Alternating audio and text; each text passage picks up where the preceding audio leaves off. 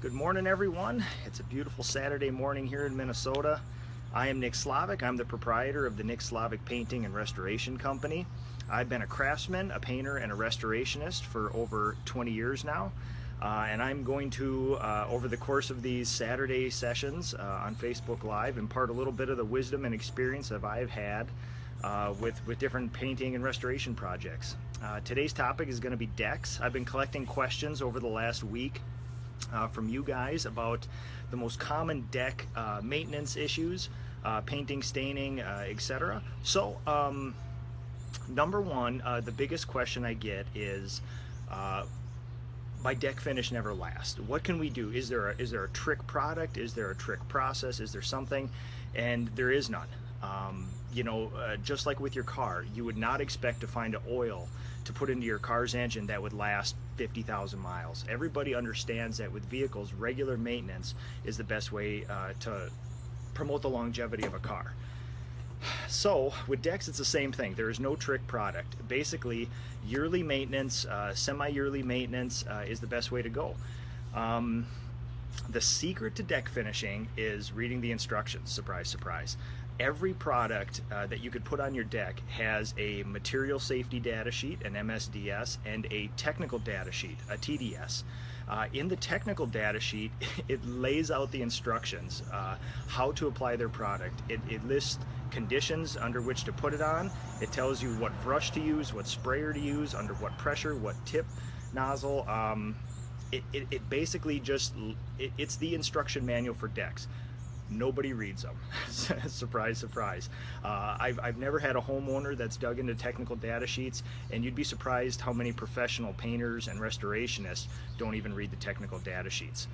Besides these technical data sheets, which I actually have, I printed this off. I keep this with my records here, and there's some very important sections in here.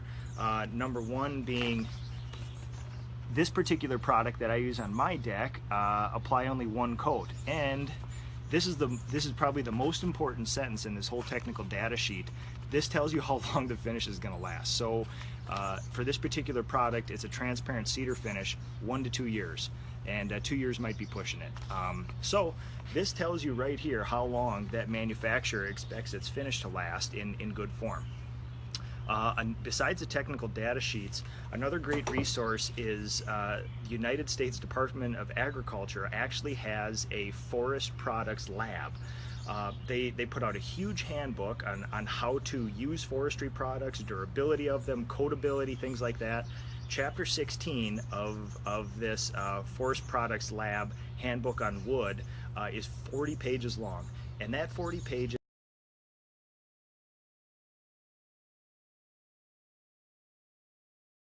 sorry about that, friendly local hardware store calling. In this forestry products report, chapter 16 has 40 pages and it lists everything you need to know about coating. So you might have to dig around on the internet for a little bit. USDA Forest Products Lab. If you're a restorationist like me who sort of devote their life to this, this is some of the best reading you'll ever get. Otherwise, it's a good way to put yourself to sleep. The basic regimen for maintaining decks is you need to wash it, you need to sand it to promote penetration and adhesion of the finish, and then you need to finish it. You can deal with voicemail. Okay. You can deal with a number of decks certain ways. New decks has a different process than existing decks.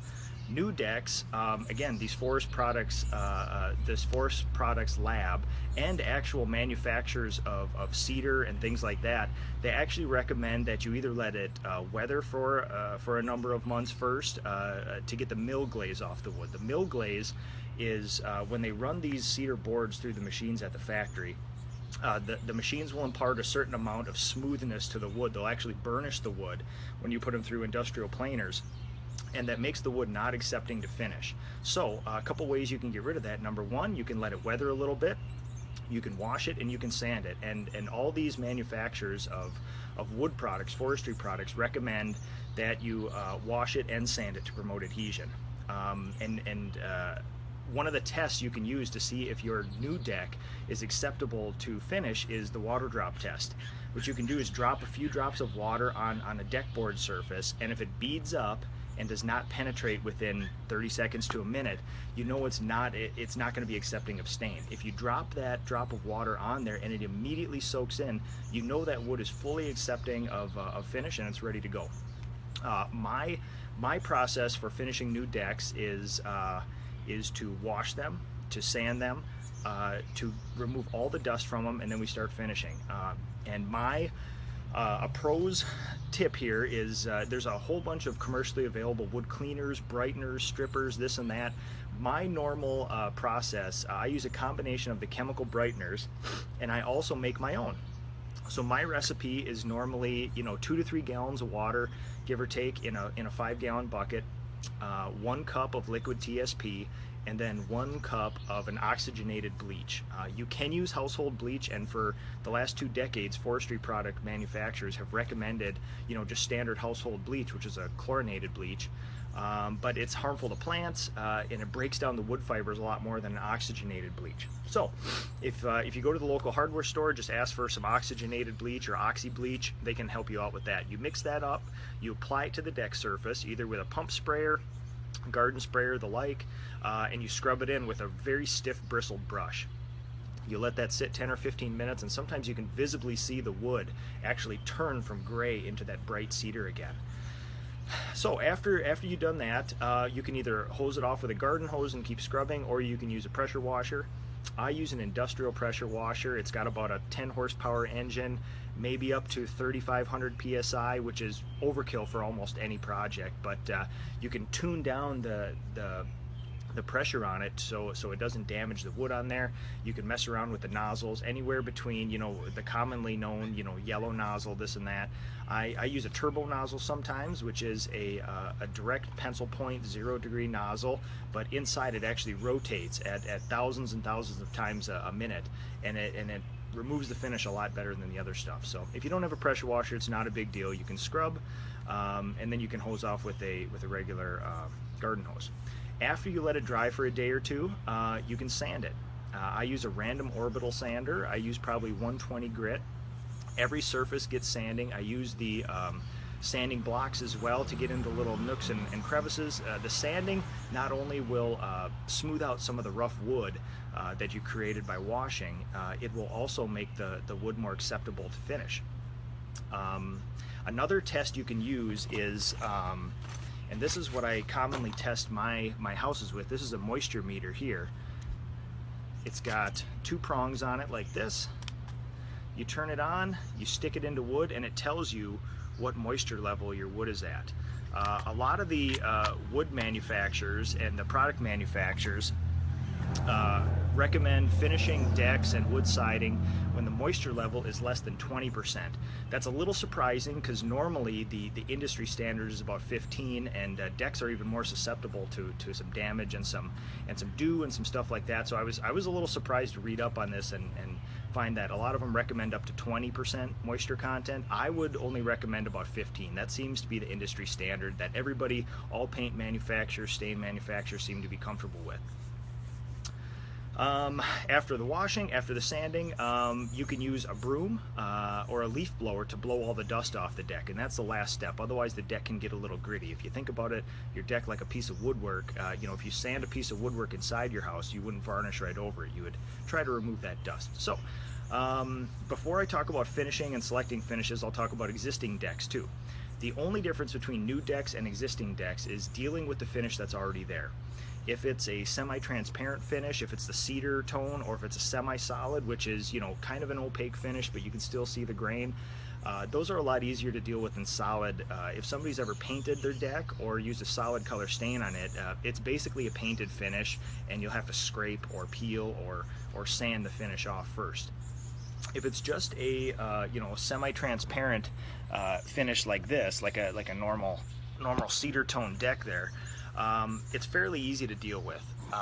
Normally by the time I get to decks, they're long past due. So what I will do is use my solution. I'll treat the deck, I'll brighten the existing wood there, I'll sand it, get it prepped for finish. There's going to be some areas in the shaded areas that will retain their finish, and a lot of areas out in the sun that will completely lose their finish. At this point, you can either strip all the finish off to get an even surface throughout the deck, or you can finish it and just maintain it that way, where, you know, some of the deck is going to have finish and some is not, but if you use the right tone and color of oil, you can kind of blend in all those places. If a deck has been painted, or it's had a solid color stain on it, it is very, very difficult to get it back to wood tone. All that little bit of the stain, or the solid color stain or paint, will have to be chipped off. All the stuff will have to be, neighbors driving by waving, will have to be sanded down.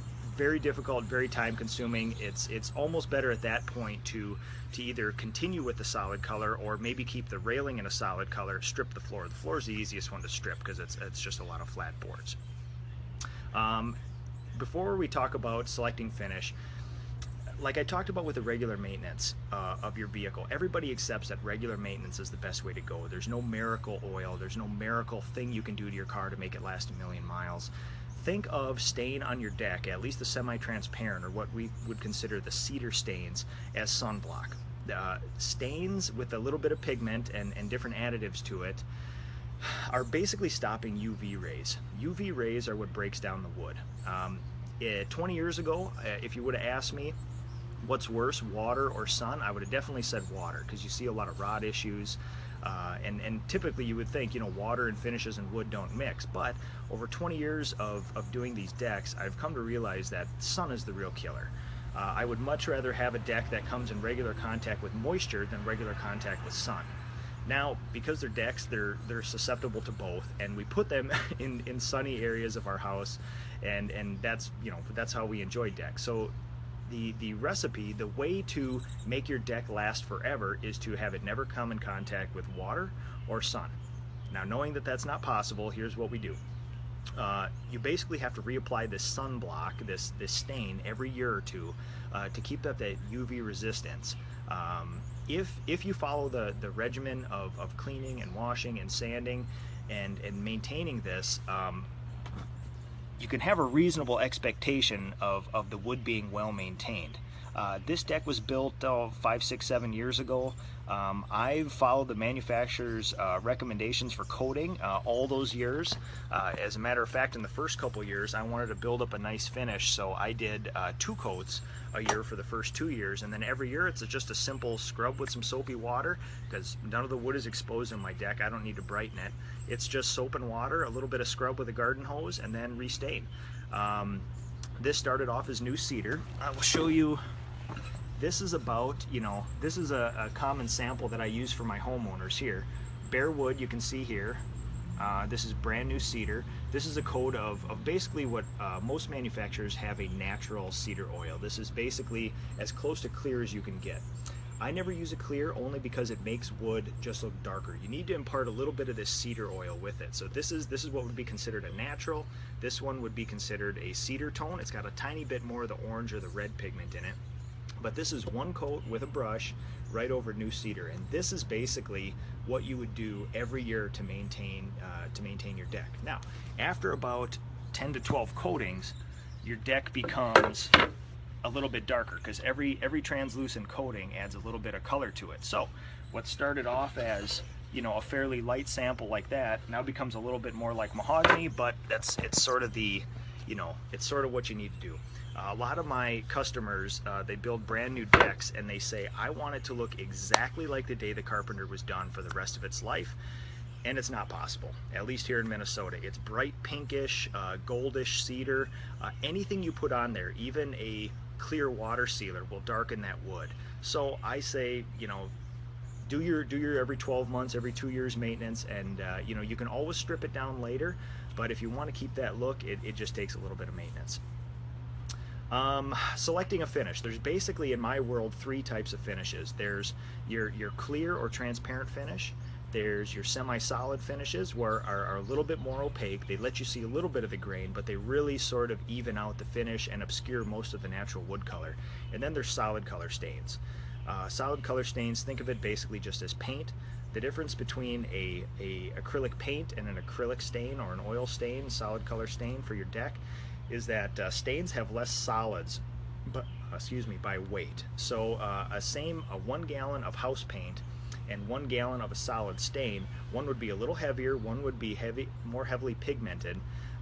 This is for the less pigment, the less resin in the can is for penetration reasons. You want the stain to penetrate the wood as much as you can. If you want the cedar tone, you basically have to stick with a clear or a semi-transparent or a cedar or a natural tone stain. For decks that have had, maybe somewhere between 3 to 10 years of life, various things have been put on them over the years. A lot of time, by the time I get to them, I get them all back down to wood, and there's some weathered spots, there's some good spots, there's this and that, and a lot of people opt for the semi-solid finish, which has a little more opaqueness to the finish. But it evens out all the wood. It kind of gives it the even color instead of the clear cedar tone. Now the benefit of all this is, like I showed you on the technical data sheet earlier, the clear or translucent stains, you basically have to recoat them every year, no matter what. Some of the manufacturers say 2 years, but they'll always put in 1 to 2 years, which is basically their way of saying you should probably just do it every year. The semi-solids, a lot of the manufacturers recommend, maybe somewhere between 3 and 5 years. In my experience, I would probably put that closer to 2 to 4 years.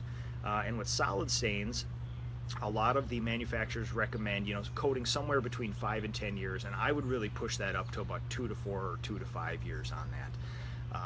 Stains for your deck, the difference in the wording between a stain and a paint is more of a complete membrane. It's a film forming surface. It all sits on top minus a little bit, and it basically forms a protective coating on whatever it's put on. A stain is made to penetrate. The benefits of a stain are that it more often will fade and crack versus a paint, an acrylic paint, which will peel and chip and start getting alligator-y like that. So that's why we don't use paints on decks. Especially when you finish a deck, you can basically finish only one side of a floor, and obviously you're going to have moisture problems. You have a bare piece of wood underneath. If you use a latex paint on top, that moisture will try to migrate through the bottom, and it'll basically just bubble up that finish. So you want to use a stain, whether it's acrylic or oil or a modified. And those three kinds of stains, when you go to choose your finish, there's basically oil finishes, there's water-based finishes, and then in the last year or two, a lot of companies have come up with hybrids, which is basically, if you think about salad dressing, like an oil and vinegar emulsification, if you take those two, non-cohesive units and spin them up as fast as you can, they'll actually become one. Same thing with water and oil in coatings nowadays. What they'll do is they'll take an oil molecule suspended in water, so water becomes the vehicle to get the oil molecule onto the deck. When the water evaporates, you're left with an oil finish. And I've been experimenting with these for the last 2 years, and I've had some really good luck with them. So I am a tried and true oil stain person.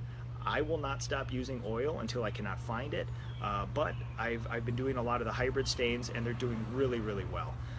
And over the last couple of years, I've had a great track record with them as well. And because of environmental standards, I assume in the next 10 years, most oils will be non-existent, and we'll end up going to these hybrid ones.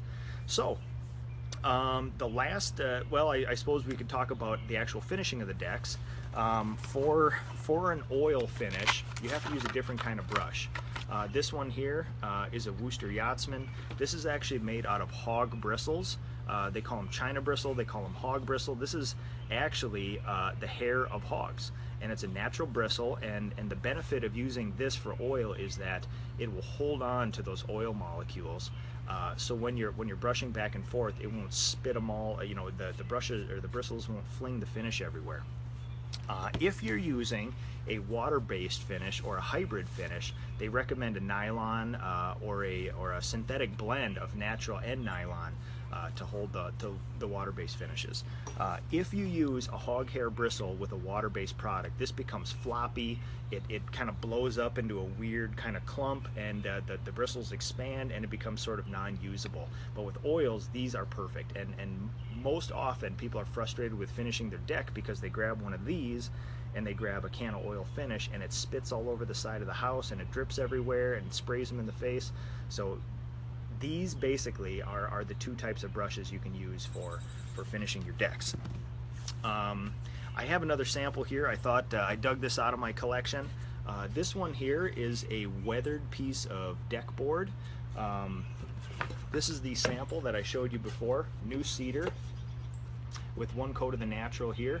If you do not brighten your deck, if you don't get rid of the gray and dead stuff, if you apply the same stain over the gray here, this is what you get. It sort of becomes a muddier, sort of grayer finish, and it deepens very much. So in a couple years, if you follow a maintenance regimen, it gets very, very deep.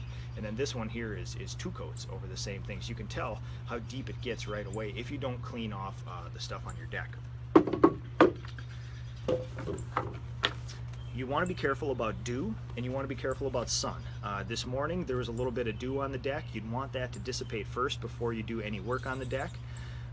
When you go to actually finish your deck, if you can do it in the shade, it's the best. You will get a bunch of lap marks on your floor. If you do a section of your floor, say you take 3 or 4 boards across your floor and you start staining on one end to another, you can do those 3 boards, you shift yourself over. If you're doing that in the sun, you'll get what's called a lap mark, where the first coat here, you start on your second section like this, there will actually be double the finish where they cross over. And then you'll see all those lap marks across the deck like that.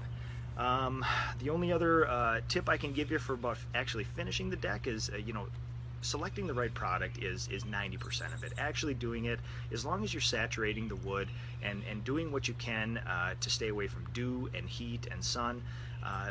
About the only other tip I can give you is I like to start with a railing first, and when I do it with my guys, I get one guy on the outside of the railing, one on the inside, and we do one section of railing at a time at the same time, so again, no lap marks.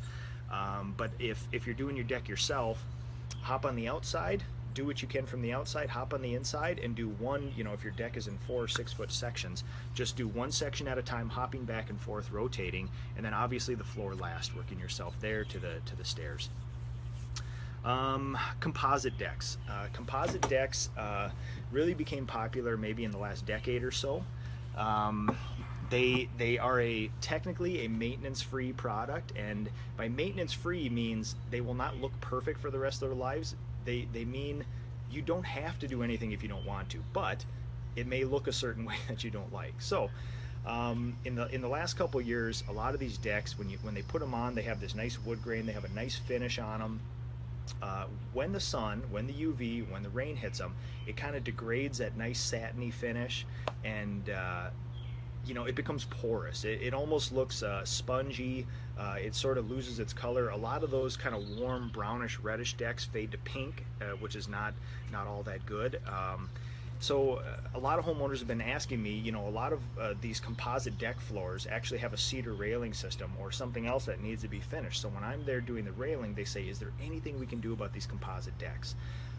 You can actually do the same thing that you do to cedar decks. A lot of times you don't even need to use a chemical cleaner. If you have a deck on the north side of your house, you may see a lot more mold or mildew or powdery mildew or algae buildup, any of the green or black stuff that kind of grows in moist areas. You can wash it off with just a pressure washer. You don't even need a cleaner. Sometimes those powdery mildews will stain the deck in black sections, and then you can use that homemade mixture that I mentioned before, or you can use any commercially available cleaners and things like that. But you have to get the tuning on your pressure washer just right in order to not damage that stuff, because they're not very sandable. They're kind of a plasticky, resinous, there's some wood fiber in them, but if you go to try to sand them, you can either impart sanding swirls from a sander, or you can heat them up with the sander and they actually get a little gummy. So just tune your pressure washer way down to its lowest pressure setting, try a very mild tip on it, and just see if you can get the stuff off without it using any chemicals or high pressure. And if it's not working, or if it's getting spotty results, keep moving up your pressure a little bit. In the worst case scenarios, these decks start looking very poor. A couple of these manufacturers, they might have been some of the first that I saw. They've been around for 10 or 15 years now. Like I said, they really fade to kind of an obnoxious shade of pink, and the homeowners don't want to deal with that anymore. So I actually stain them. It's the most idiosyncratic thing that you're doing. You're staining, maintenance-free decking. But manufacturers actually make products specifically for composite decking.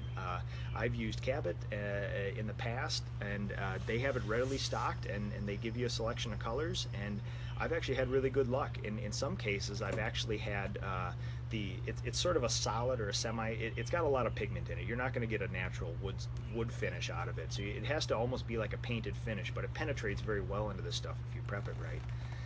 I've actually had very good luck. Finishes lasting usually 3 to 4 years with every application on a flat floor, and that's in Minnesota too, where we can get 100, 105 degrees down to -40. Most people don't shovel their decks off here, so they sit under snow for about 4 months out of the year. So, if you do have a composite deck, there is something you can do to it. And I hate to do anything to them because they're always sold as maintenance free, but if the look is terrible, I mean, what are you going to do? So I'm going to scroll through here, see if there's any questions I did not get here. Any opinion on maintenance free decking brands? I'm not, a lot of the new stuff is really, really good. It's very, it looks really close to wood. But I think that's such a new industry. I haven't seen, like I said, the oldest deck that I've done is maybe 10 to 15 years old with that stuff. And some of the really early stuff was just kind of funky plastic extruded sort of decking, and you never see it anymore. So obviously that was first generation. I finished a lot of the second generation, and I assume we're in the third or fourth or even fifth generation of that composite decking now. And it's really good, but I haven't seen any of that real beautiful, expensive, exotic Trek sort of stuff come to the point where it needs to be finished, or at least nobody's called me to do that yet. So I've been doing a lot of the stuff that's probably about 10 years old. Let's see, I'll scroll through, see if I missed any other. All right, Justin asked, what's the best type of stain and top coat for tongue and groove pine to hold up to a lot of humidity in Florida? What's funny, when I've been in Florida, people actually get a lot more longevity out of their wood coatings than we do here. It's probably because of the temperature swings we have here, but I've seen people, even those docks and piers in saltwater, put on some very thick, solid, rubberized coatings on them, and they actually last a long time. If you want the look of the tongue and groove pine to last a long time in Florida, there's a continuum of things you can do. You can do a simple, one coat a year and keep maintaining it. You can use an exterior varnish. Like, let's say it's over the you have a pentus roof over the back of your house, kind of like I do here. You got this overhang, and you have the tongue and groove over the ceiling of it. I actually like using a marine varnish. They call it spar varnish, marine varnish, sailboat varnish. It's an exterior varnish that was originally formulated for the use on masts and things on sailboats, and those things last forever. I've seen some historic homes around here, 80 to 100 years, where that wood is in great shape because, number one, remember, it never comes in contact with sun. It never comes in contact with rain in its life, so it will go forever. So if you want the wood look, you can use any exterior staining product. I would build up a finish right away. If tongue and groove is exposed to the elements, go with there's a continuum of stuff. Like I said, once a year you can do one coat of stain. There's a brand of products called Sickens that offers the same sort of thing, one coat once a year, and they have some very high-end products, which is, they also offer like a 3-coat process, which actually, if you look at my hot tub over there, this is a hot tub that I got on Craigslist a whole bunch of years ago, and it was just kind of dilapidated. I actually stripped and refinished all the wood on that, and using a Sickens process, their Cetol, C-E-T-O-L brand. It's a 3-coat process, which is very invasive. So obviously, for a small project like my hot tub, the first coat is a color coat, and then the next 2 coats are an actual finish coat. So it's almost like finishing woodwork inside your house. For your deck, obviously, it's a very good process. Much less people opt for it, only because you're staining your deck 3 times in 1 year, and then you still have to have a maintenance regimen. You take one of those finish coats, and every couple years you maintain it. So a lot more work right away. But I haven't touched that hot tub in 5 or 6 years, and it's still as good as the day I put it. And we have, obviously, it comes in contact with chlorinated water, and my kids splash it all over and things like that. So it's holding up really well. I'll stroll through here. Tyler asked about Deck and Dock by Sherwin-Williams. I normally take the stance of never poo-pooing any products because normally you need a long track record to see them, but there's been a recent influence of these Super Deck products, Correct Deck products, Deck and Dock. There's a lot of products now that are being sold as this is an acrylic formula, it's super thick, some of them have rubberized texture in them, some have sand texture. You have to put them on with a roller, you have to almost trowel some on, you have to get them in the cracks, you have to do many coats. In theory, again, think about most people will not coat every inch of their deck. Most decks have a bare underside on the floor there. Think about what we talked about, penetration versus film forming finish. If you take a super thick rubberized membrane and put it over the top of your deck, at least in Minnesota here, we have huge problems with moisture migrating from underneath the deck, when we get hot and humid days through there. And I've seen some horrible decks just where you can walk up to the deck and you basically pull one side where it's peeling away, and you can almost pull it up like a zipper off the deck. It doesn't penetrate at all, and obviously a lot of the things that I deal with in regards to those type of products, homeowners have done themselves. So prep usually is not done to the highest level on them, but still, I mean, it shouldn't fail like that. So there is a use for those products, especially like I mentioned down in Florida. I've actually seen some really good cases of that working, but here in Minnesota, it's not a great choice. And if you can get around it, there's about 3 other things you can do to that in order to do that. My little guy just walked out on the deck here, so I'll look at a couple more questions here and see what else we see what else we can find here. I'll go down to the bottom. Hi, Dad. Oh, Justin said it'll be on the ceiling on your porches. That's perfect. That's best case scenario. Whatever you do to that stuff, it'll probably be there for the rest of that life, as long as you can stop water coming down from the top there. So just check over my notes here, see if I forgot anything.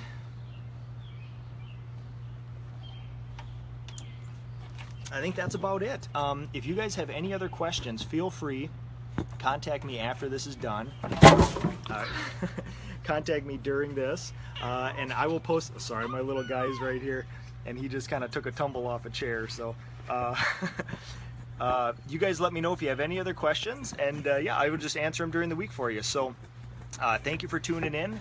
Thank you for putting up with me for another week, and I will post during the week for our next topic. We'll talk to you guys later. Thanks for tuning in.